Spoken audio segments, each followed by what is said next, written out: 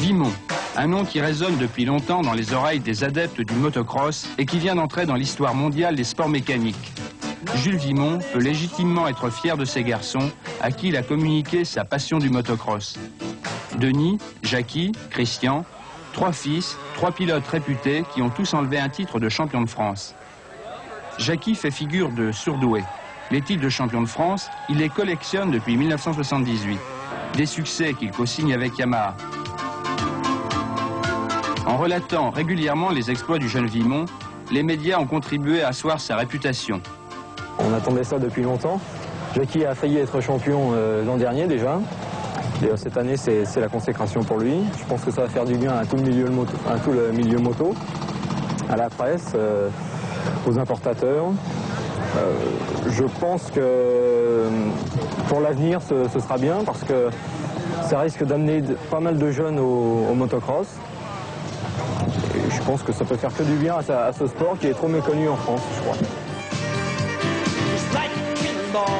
Avant de devenir le héros qu'on acclame, Jackie a connu les 2 années précédentes la désillusion du second. Ce vice-champion du monde dont on aurait pu croire qu'il n'avait ni la classe, ni le panache pour grimper sur la plus haute marche du podium. C'était l'ultimatum partout, aussi bien avec Yamaha. Ma carrière en dépendait, c'est-à-dire que j'étais soit champion du monde et puis je continuais, c'était une nouvelle porte qui s'ouvrait, ou soit je finissais second ou 3e et puis là, bien, je crois que j'arrêtais tout. C'est un petit peu comme un boxeur, il passe le match ou il ne le passe pas et puis c'est fini. Je veux dire, il arrête de boxer ou il continue. 1986, l'année de tous les dangers et de la dernière chance. Jackie allait mettre les bouchées doubles pour atteindre l'objectif fixé avec son employeur et ses sponsors. Une épreuve de force pour sportif blindé, aimant la solitude du coureur de fond. Plus j'avance dans la carrière sportive et plus justement ces liens avec les amis et puis la famille se perdent plus ou moins parce que ça prend de plus en plus de temps.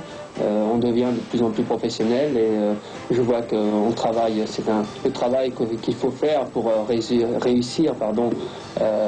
dans sa carrière sportive. Il faut travailler tous les jours, chaque matin. Et puis le week-end, eh bien, c'est les compétitions et ça commence au mois de janvier jusqu'au mois d'octobre.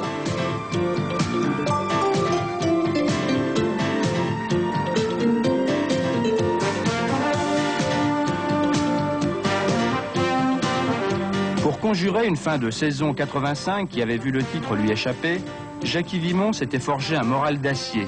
Dès janvier, il s'envolait pour les États-Unis pour s'adapter aux techniques d'entraînement et de course américaines. Un plus dans sa préparation.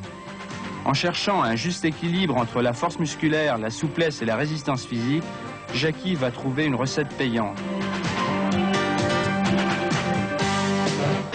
Découvrons en compagnie de Jackie l'ambiance d'une course, un scénario bien rodé pour un rôle que la vedette interprète à longueur de week-end. Avant chaque départ, c'est la même chose. Il faut faire le vide dans sa tête, faire abstraction de tout souci pour donner le meilleur de soi-même. Commence le rituel qui précède chaque course. Tandis que le champion enfile pièce par pièce une armure digne de la guerre des étoiles, ces 2 mécaniciens procèdent aux ultimes vérifications sur la moto.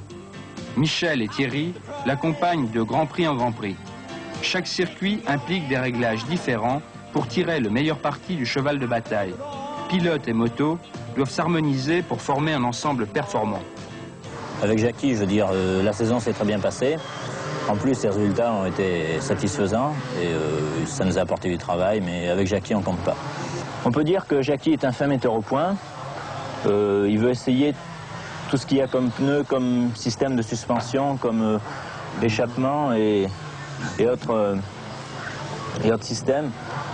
Mais cette saison, il est toujours arrivé à mettre la moto parfaitement au point le dimanche matin. Donc pour les chronos, la moto était parfaite à chaque fois. Il n'y a pas que la mécanique, mais la mécanique pure, c'est 15 à 20%. Le reste en motocross, c'est le pilote qui le fait.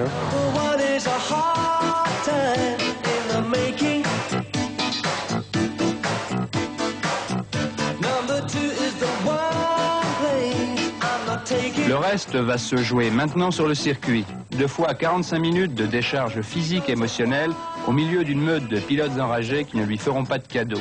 Le motocross est un sport parmi les plus durs qui soient. Il réclame une endurance exceptionnelle, entre autres qualités sportives. Rinaldi, Watley, Van Dorn, Ljungqvist, Nilsson, les rivaux se retrouvent juste avant de s'aligner derrière la grille. Casques, lunettes et masques se mettent en place pour mieux cacher la tension qui les étreint.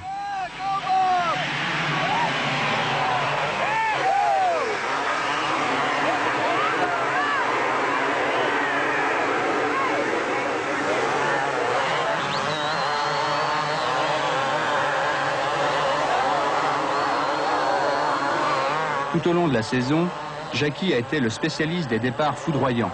Une fusée rose qui a filé vers la victoire en Hollande, Autriche, France, Yougoslavie, Angleterre, Suisse et Allemagne. C'est en Allemagne que Vimont avait tout perdu, c'est donc là qu'il devait prendre sa revanche. Il le fait haut la main en remportant magistralement les 2 manches. Avec une joie contenue, c'est aussi le titre mondial qu'il décroche ce jour-là. Le capital de points acquis est trop grand pour que qui que ce soit ait des espoirs de le rattraper au sommet. Pas même celui qui, au fil de la saison, s'était révélé être son rival le plus acharné. L'Italien Michele Rinaldi a lui connu en Allemagne une sévère défaite. Un perdant qui avait de solides atouts, mais pas assez pour vaincre Vimont. Il était très fort cette année, comme l'année passée, mais cette année, ce qui a fait la différence, c'est qu'il n'a pas presque jamais fait de défauts. Il n'a jamais pris de mauvais départ. Ça, c'est très important. Ça a été très important pour lui. Pour vous, c'est un grand champion? Oui, oui. Comme coureur, comme pilotage, il est très fort. Vraiment très fort.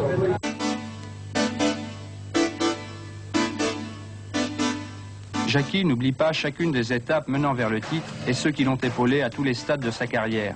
Il y a son aîné, Denis, qui lui a transmis de solides bases pour débuter. Il y a Jules et Yvette, ses parents, à avoir tout sacrifié au motocross.